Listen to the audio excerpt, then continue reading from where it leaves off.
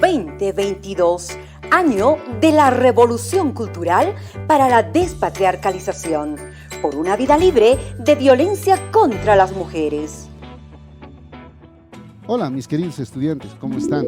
Soy el profesor Alexander Condori Calle.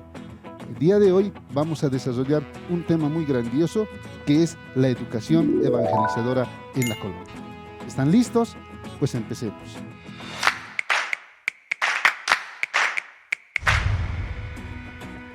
Primero les pediré que ustedes puedan observar la siguiente imagen. Como podrán ver y han observado, se trata de un ambiente educativo.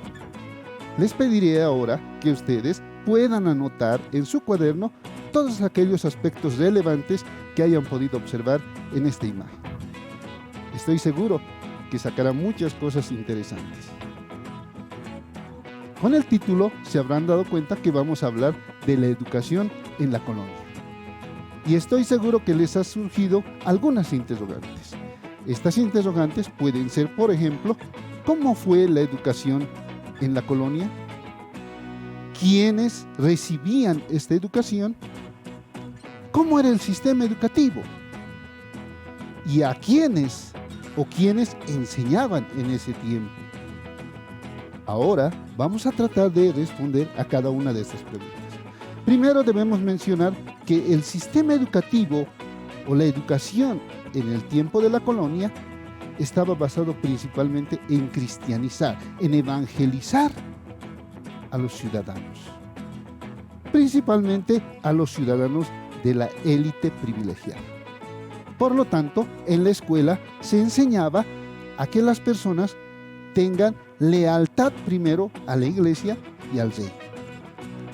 Luego se les enseñaba a que sean cristianos fieles a la doctrina católica. También se les instruía, se les adoctrinaba sobre el modo de pensamiento cristiano y monárquico, de tal forma que los ciudadanos de esa época pues prácticamente eran formados como ciudadanos cristiano-católicos, dejando de lado otras religiones u otros pensamientos religiosos. Te habrás dado cuenta que el sistema educativo en la colonia estaba principalmente fijado a evangelizar. Pero ahora, ¿quiénes recibían esta educación? Habrás escuchado algún momento que los indígenas no eran parte del sistema educativo en la colonia. Esto es cierto. La educación estaba dirigida principalmente a las élites que estaban en el poder. Estos hombres entraban a las escuelas a aprender conocimientos básicos y además a especializarse en algún área determinada. Sin embargo, los indígenas tenían ciertas limitaciones sobre esto y por lo tanto no podían ingresar a ninguno de estos espacios educativos. Pero ¿y qué pasaba con las mujeres? En la época de la colonia, las mujeres también recibían educación, pero no una educación similar al de los varones, porque la educación estaba, podríamos decir, basada en un patriarcalismo donde el varón tenía la mayor importancia para ese entonces. Entonces las mujeres solo recibían aquellas que estaban internadas en una especie de acogida de damas, llamado beaterios, y ahí a esas personas se les inculcaba conocimientos básicos, pero no estaba formalizado. Y solo podían ingresar a estos beaterios las mujeres de clase alta.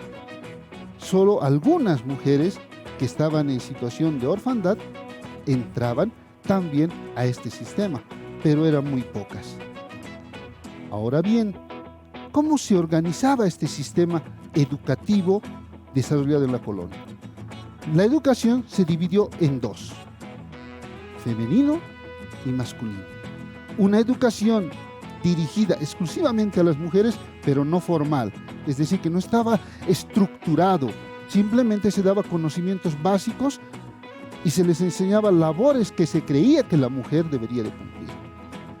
Y por otro lado tenemos el masculino, que sí estaba estructurado y formalizado, pero que solo era para los varones de las clases privilegiadas. Los indígenas, algunos que lograron ingresar, pues simplemente recibieron los conocimientos básicos de la educación y no así la especialización como lo recibían los hombres de las clases privilegiadas.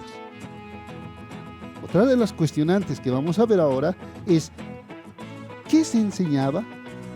¿Cómo se enseñaba? ¿Y quiénes eran los maestros? Ya habíamos mencionado que el objetivo era cristianizar. Por lo tanto, los que enseñaban en ese entonces eran los sacerdotes, los padres. Principalmente los jesuitas fueron quienes se encargaron de la enseñanza en este tiempo. ¿Y cuál era el método de enseñanza que utilizaban? Utilizaron dos sistemas. El primero, la escolástica, que es simplemente el uso de la filosofía aristotélica y la fe.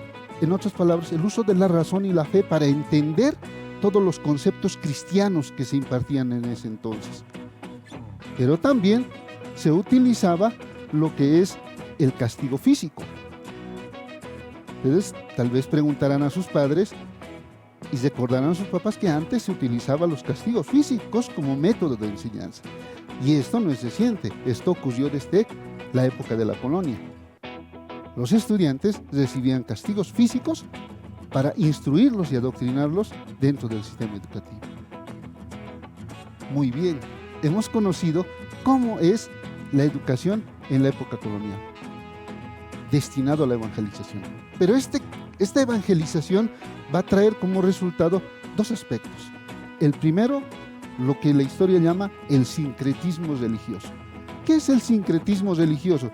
Cuando hablamos de sincretismo, simplemente estamos diciendo la fusión o la unión de costumbres, creencias religiosas de dos culturas. En este caso, se fusionaron las costumbres y creencias religiosas españolas, europeas, con las costumbres y creencias religiosas indígenas, sacando como producto una tercera forma de creencia, lo cual sería el sincretismo religioso. También otro aspecto que va a dar como resultado de este proceso de cristianización y evangelización es que se va a hacer una especie de reconocimiento a aquellos padres o personajes religiosos que han hecho actuaciones favorables, especialmente hacia los indígenas o hacia ciertas acciones positivas en la sociedad. Aquí vamos a mencionar a uno muy importante, a Fray Bartolomé de las Casas, fiel defensor de los indígenas. A este hombre se lo ha beatizado, es decir, se le ha dado un reconocimiento por la labor que había hecho y merecedor de culto por aquellos que creen o creían en él. Y hasta hoy en día muchos recuerdan a este personaje como un personaje amante de los indígenas y protector de ellos.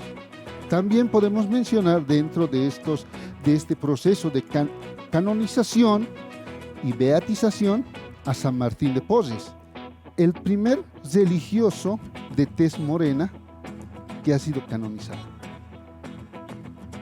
Entonces, claramente podemos ver que el proceso de cristianización y evangelización tuvo ciertas situaciones que llaman la atención y que nos ayudan a comprender este episodio.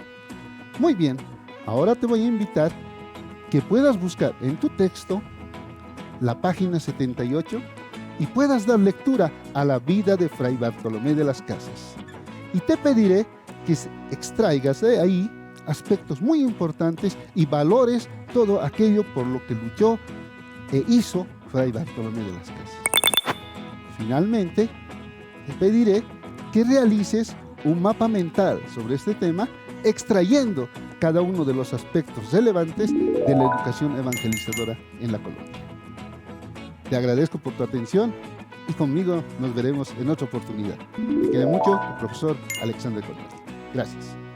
2022, año de la revolución cultural para la despatriarcalización, por una vida libre de violencia contra las mujeres.